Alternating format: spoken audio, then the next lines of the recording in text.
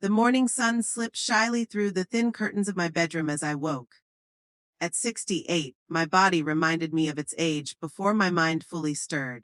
Pain was my alarm clock now, not the device on my nightstand. I had grown used to it, used to the silence of this big, empty house, used to the absence of anyone asking, "How did you sleep, Clara?" I pulled myself out of bed and walked to the window. The roses in my garden had begun to bloom. Bright, beautiful, dependable. At least they never let me down. Unlike my son, Daniel. Even whispering his name in my thoughts brought a sharp mix of love and bitterness. He was soon to turn 44, my only child, the boy for whom I had lived and sacrificed everything. Yet now, he barely found the time to call me once a month. In the kitchen, I filled the kettle and moved with the precision of long habit. 5 years as a chief accountant had trained me to value order and numbers. After retirement, I poured that same discipline into investing, a decision many thought foolish for a woman my age. But I knew the language of numbers, and they rewarded me. What began as $300,000 in savings and life insurance had grown into $13 million. It was a fortune I had never spoken of to anyone. Not to my friends, not even to Daniel. If he knew, he would treat me differently, and I wasn't sure I could bear that. My son's birthday was approaching in just 5 days. Time had flown so quickly. I still remembered holding him in the hospital, his tiny body cradled in my arms, while my husband stood beside me with a look of proud bewilderment. That joy didn't last.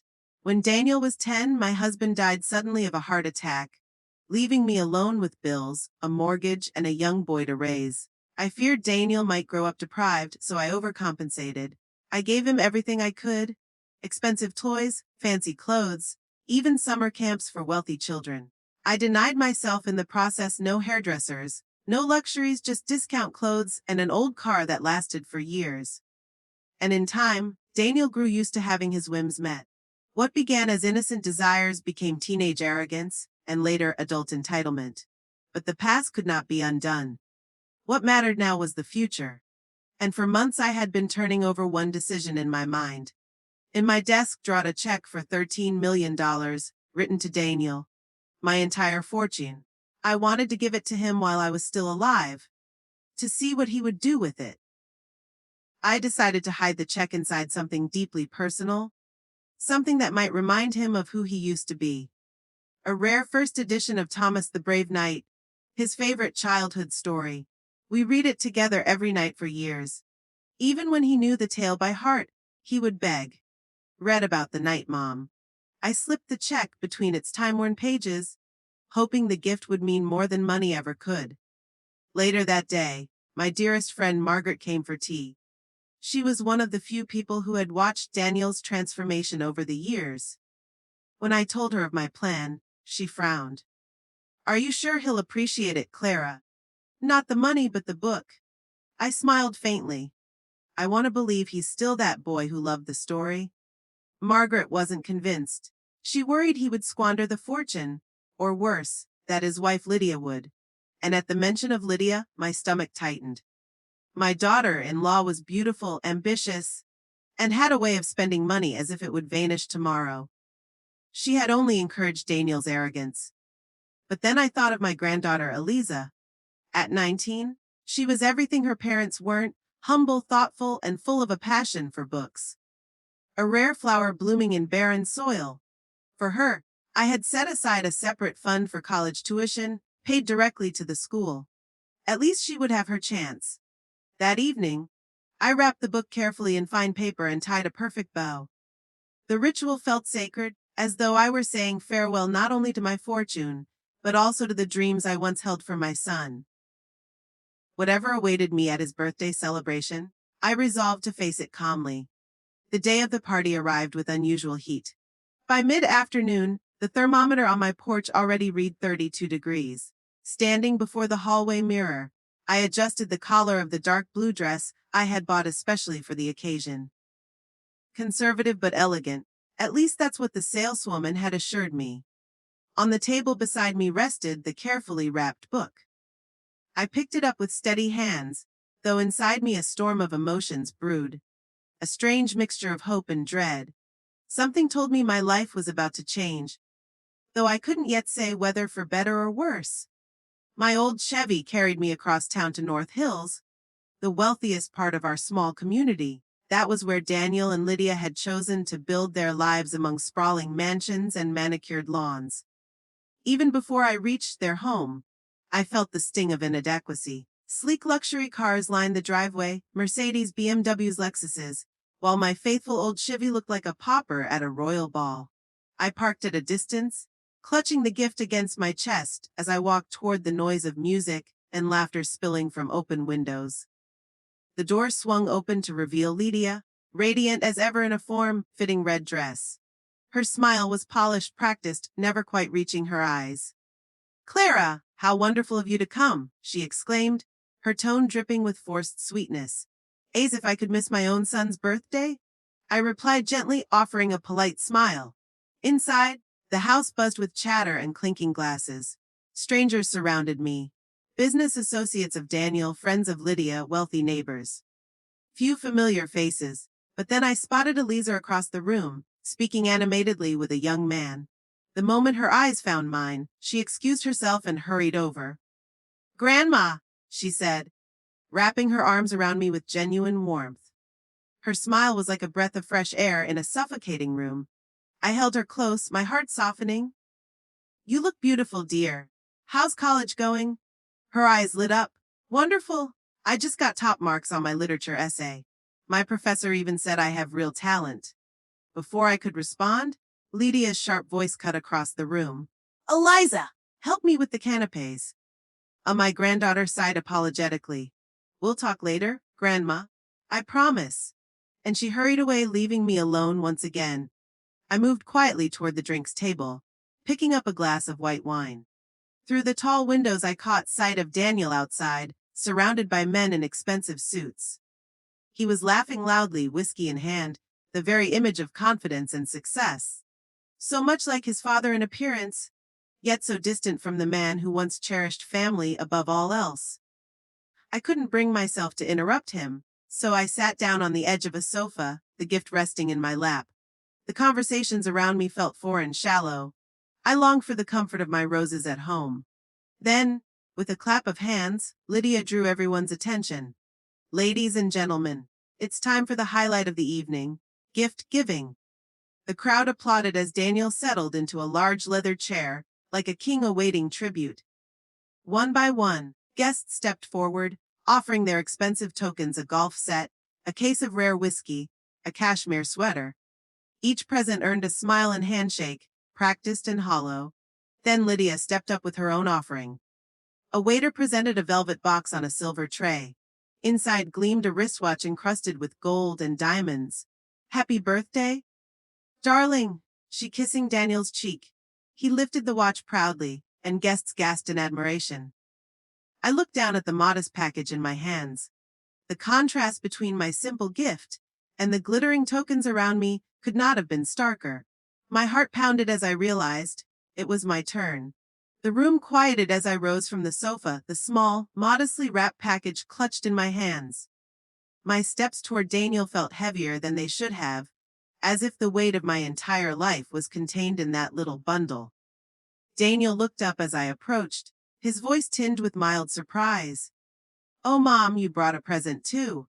I nodded, unable to trust my voice. My hands trembled slightly as I offered him the gift. He accepted it, brows furrowed. "It's so light. What is it? Something special?" I whispered. "I hope you'll like it." He tore away the wrapping with little care. And then the room stilled. In his hands lay an old leather-bound book, its spine worn from years of turning pages. For a moment, confusion clouded his face. He turned it over, frowning. "A book?" I swallowed hard, my voice barely audible. "It's Thomas the Brave Knight. Your favorite when you were little. We read it every night together." Laughter bubbled from somewhere behind me, stifled but sharp enough to sting. Lydia's painted smile widened. "How sweet," she said, her voice dripping with sarcasm. "A childhood story for a grown man." Daniel forced a chuckle, holding the book aloft. "Well, this is certainly different from a Rolex." The guests laughed politely, some exchanging glances that made my cheeks burn. Only Eliza's eyes, wide with recognition, shone with something else, understanding. Daniel flipped the book open carelessly, thumbing through its yellowed pages. Then his hand paused. His eyes narrowed. Between the brittle sheets, something caught his attention. A slip of paper, far newer than the rest. He pulled it free. A check. His eyes scanned the numbers and suddenly, his breath caught. His confident smile faltered, replaced by stunned silence. The room leaned in, sensing something unusual. Lydia peered over his shoulder, and her eyes widened in disbelief. 13 million? She gasped. Gasps rippled through the crowd. Whisper stares. Daniel looked up at me, utterly speechless. For the first time in years, my son's arrogance cracked, replaced by shock, maybe even vulnerability. I stood there, my heart pounding, but my face calm. Happy birthday, Daniel, I said softly. That book was always meant to remind you of who you once were. The check is my gift to your future. The room was silent. I could feel the weight of every gaze pressing down on me, waiting to see how my son would respond.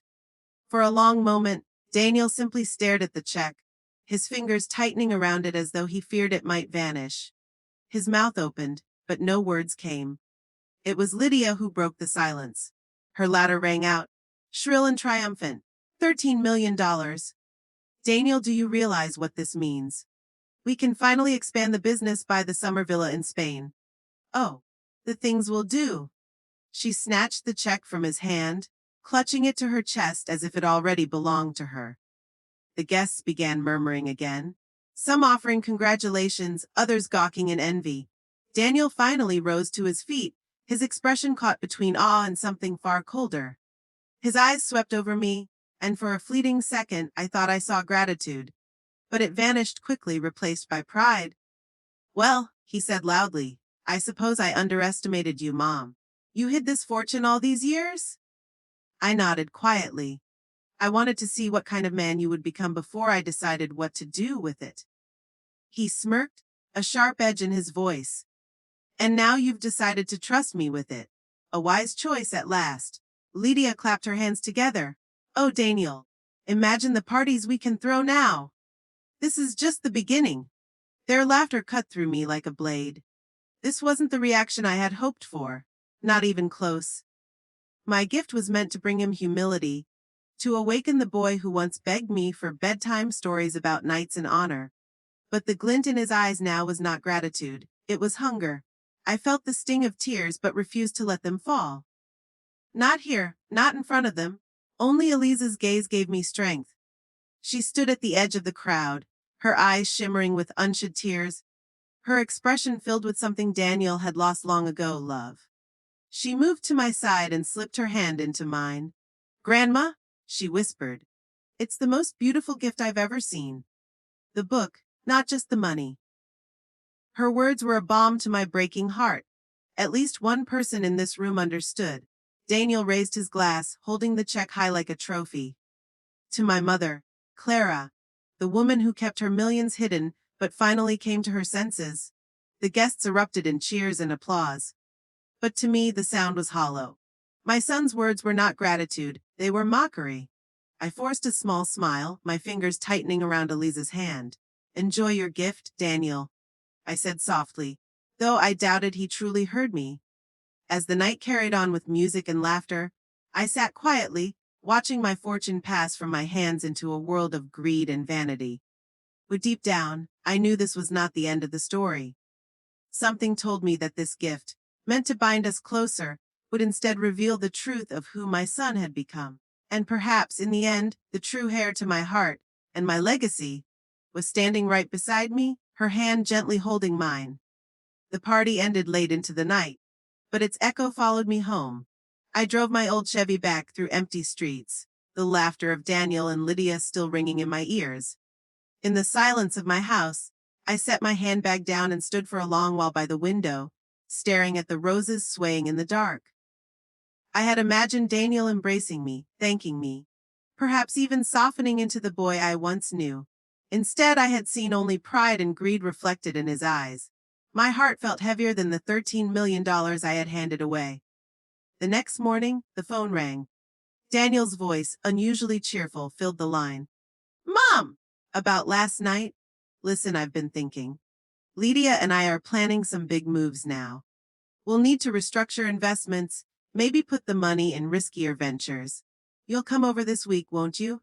We can sign some documents together. Make it official. Sign documents. I repeated, frowning. Yes. Power of attorney, access rights. You don't want to handle all that paperwork at your age, do you? We'll take care of everything?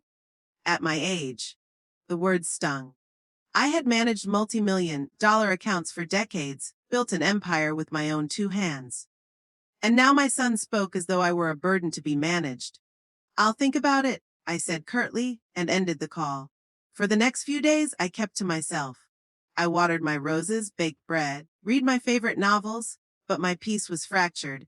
Messages from Lydia began flooding my phone, listings of mansions, designer catalogs, exotic vacation brochures. Each text was accompanied by a smiley face or exclamation marks. Look what we can buy now! Isn't this exciting?